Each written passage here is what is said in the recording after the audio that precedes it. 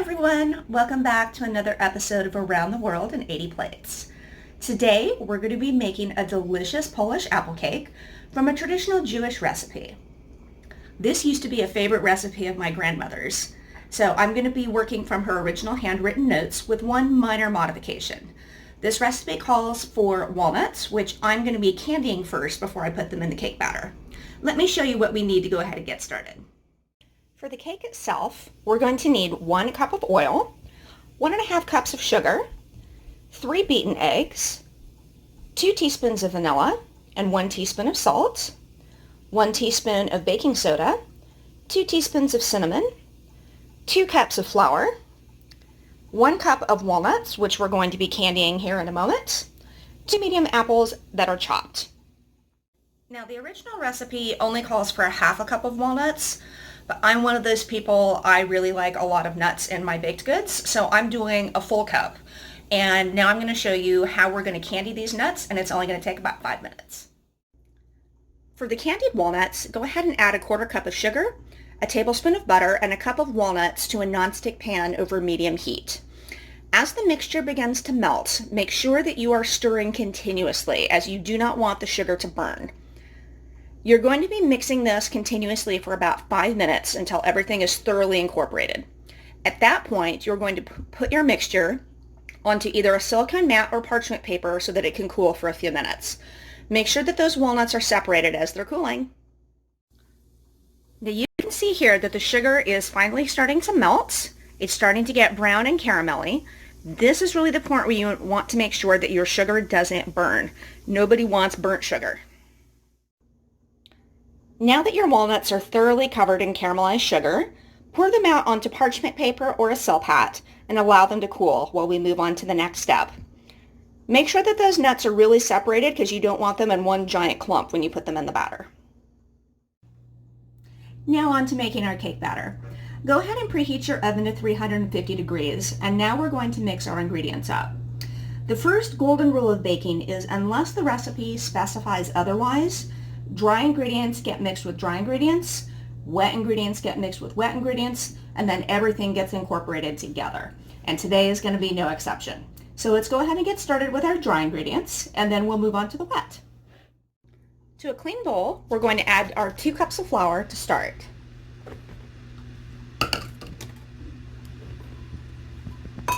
Then we're going to add our sugar, our baking soda, our salt, and our cinnamon. Go ahead and give that a good mix, and then we're going to move on to our wet ingredients. Once your dry ingredients are mixed up, it should look something like this. Now on to our wet ingredients. In a separate bowl, we're going to add our oil, our beaten eggs, and our vanilla. Now, if you're using a stand mixer, go ahead and make sure that all of these ingredients are well mixed up, and then we're going to move on to the next step. Once your wet ingredients are incorporated, your mixture should look like this. Don't be afraid to turn your standing mixer to a medium to high setting so that the oil and the eggs really get incorporated.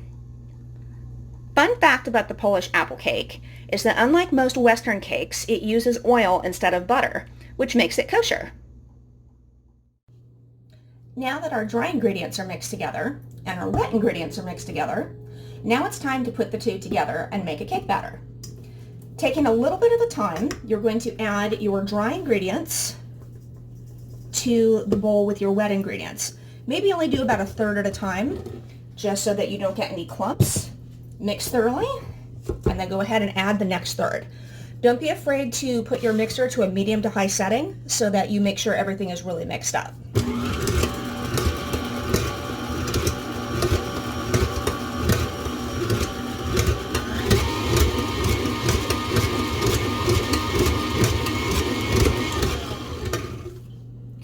On to the next third.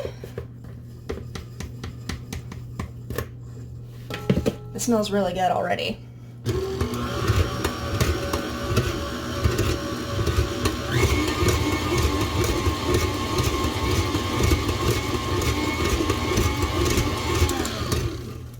All right. to our last bit.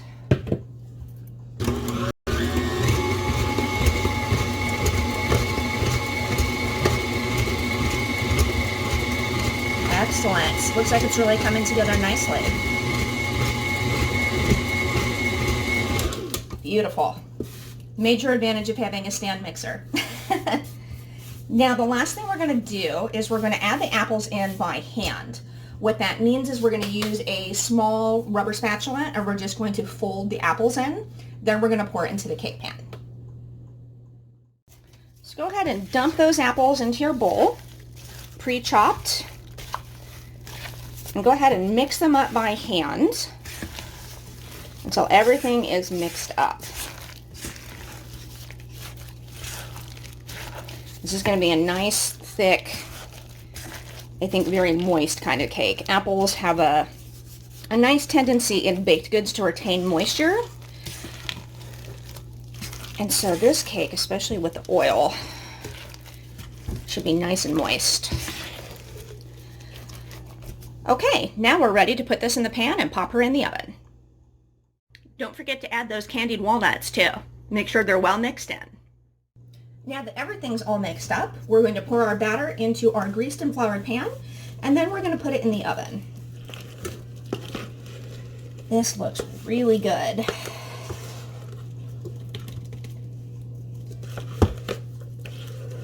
This is going to be a nice thick cake. It's got a lot of fruit, a lot of nuts, and what promises to be a very light and moist flavor. I'm very excited to try it.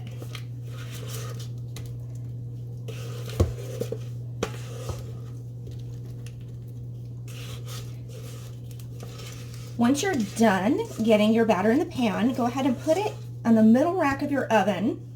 The recipe calls for 35 minutes, but you know me, guys.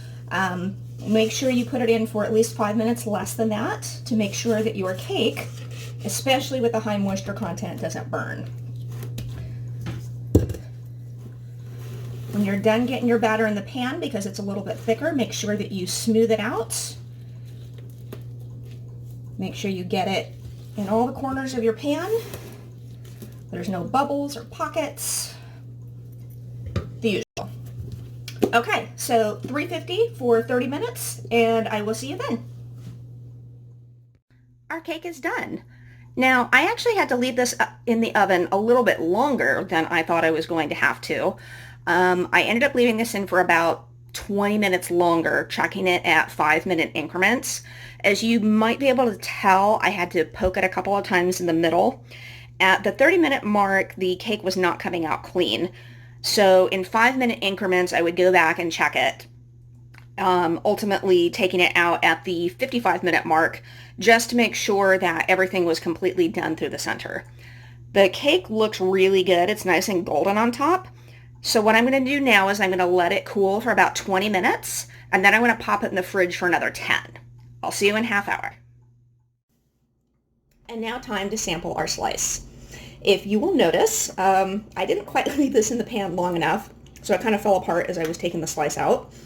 If you're looking for a nice, pretty, representative slice, go ahead and leave this in the pan for another hour in the fridge, and it should firm up nicely. Let's go ahead and see how this tastes.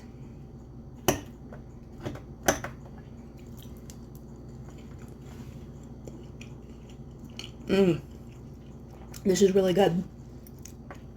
The apples almost taste like baked apples, and the candied walnuts add a nice crunch.